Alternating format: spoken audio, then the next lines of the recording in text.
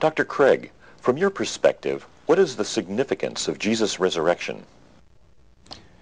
The resurrection of Jesus acquires such decisive significance because it's not just someone or anyone that's been raised from the dead, but because it is Jesus of Nazareth who was publicly executed and crucified on the basis of the blasphemous personal claims that he had made.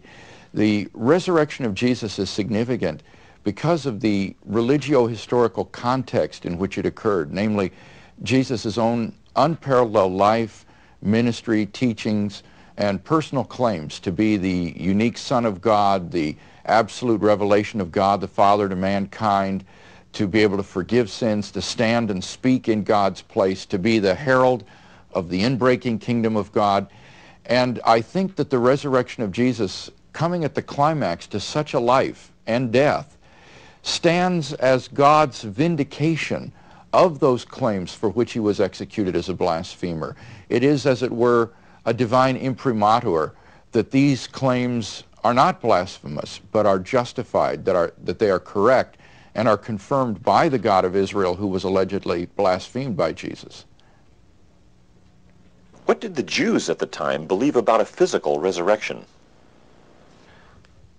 The belief in resurrection from the dead is a belief that's attested about 3 times in the Old Testament, in Ezekiel 37, in Isaiah 26, and in Daniel 12, I believe. And during the intertestamental period, this belief in resurrection from the dead flowered and became a widespread belief in Judaism. During Jesus' own day, the doctrine of the resurrection from the dead was held by the party of the Pharisees, although it was rejected by the party of the Sadducees. And Jesus sided with the Pharisees on this score in opposition to the Sadducees. He believed in the resurrection and argued that the Pharisees were correct in this matter.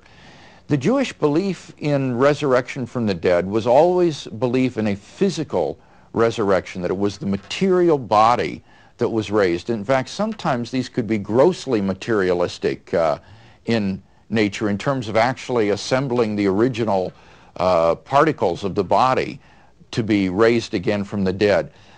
On other occasions, such as, for example, in the pseudepigraphical book of Baruch, the resurrection involves the physical resurrection of the body in the tomb, but then the body is transformed into a glorified body, taking on a sort of heavenly glory, so that not all of the conceptions of resurrection were grossly materialistic. Sometimes they would have this notion of a transformation that it would occur at the resurrection to make the body fit for eternal habitation. So that on the typical Jewish view of the resurrection, when the body dies, the flesh decomposes, the bones are then preserved for the day of the resurrection. It was primarily the bones that were the object of the resurrection. And so the Jews were very careful to preserve the bones of the dead in ossuaries or jars until the day of the final resurrection. Meanwhile, the soul of the departed person would go to be with God and would in some way be kept by God in a secure way until the final resurrection at the end of history. And then at the end of the world, at the end of the human age, the body, or the bones more precisely, would be raised to new life, clothed with flesh. Resurrection body would appear, and the soul would be infused into the resurrection body again, and the person would be then fit for eternal habitations.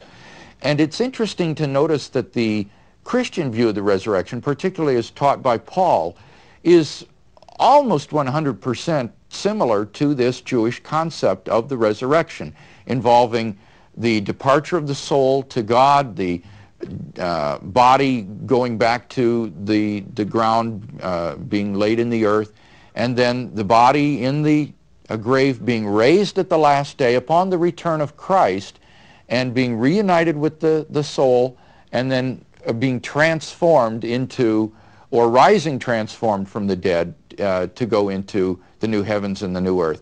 The principal difference between Paul's conception and the Jewish conception is Christ. that when a person dies, a Christian dies, Paul felt that he goes to be in a blissful, conscious fellowship with Christ. To be absent from the body is to be present with the Lord. And he says it's better to depart from this body and to be with the Lord in this state of blissful communion. And then the souls, the departed souls of the righteous dead who are with Jesus, will accompany Christ at the time of his second coming, when those who are living upon the earth at that time will then be immediately transformed into the resurrected state. But the addition of this Christological element to the doctrine of the resurrection doesn't change the essential notion of the resurrection for Paul as being a physical resurrection of the remains of the dead person in the tomb, and that person's body being reunited with his departed spirit or soul. Why did the Christian movement come into being?